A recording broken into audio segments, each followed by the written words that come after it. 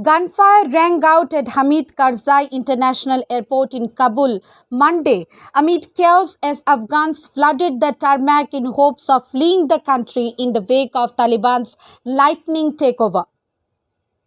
US troops reportedly fired into the air to try to control the crowd, but all evacuation flights were halted temporarily as the situation deteriorated. The Taliban claimed that US troops had opened fire on civilians, killing and wounding some. The Pentagon did not immediately reply to the request for comment.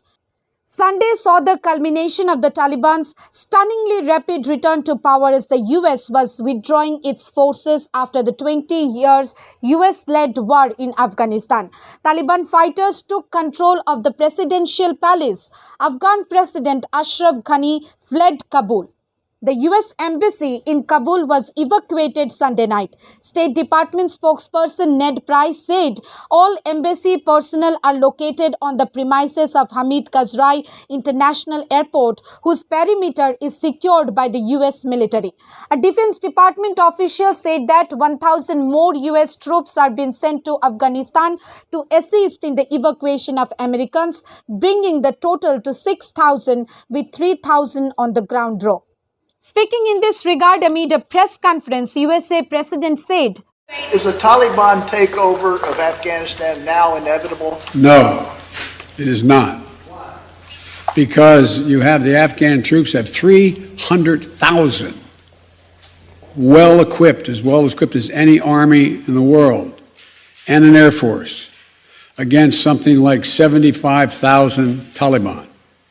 It is not inevitable. Mr. President, thank you very much. Your own intelligence community has assessed that the Afghan government will likely collapse. That's not true. Can you please clarify what they have told you about whether that will happen or not? That's not true. They So, did not reach that conclusion. so what is the level of confidence that they have that it will not collapse? The Afghan government and leadership has to come together. They clearly have the capacity to sustain the government in place. And do you see any parallels between this withdrawal and what happened in Vietnam and subsequent feelings? None whatsoever. Zero. What you had is that entire brigades breaking through the gates of our embassy. 6, if I'm not mistaken. The Taliban is not the North Vietnamese army. They're not remotely comparable in terms of capability.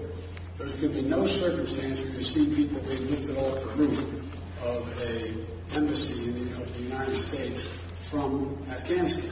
It is not at all comfortable. So the question now is, where do they go from here? That the jury is still out. The likelihood there's going to be the Taliban overrunning everything and owning the whole country is highly unlikely. However, it isn't clear whether flights were even taking off on Monday after a temporary halt amid chaos on the tarmac. Bureau Report, Hallabol.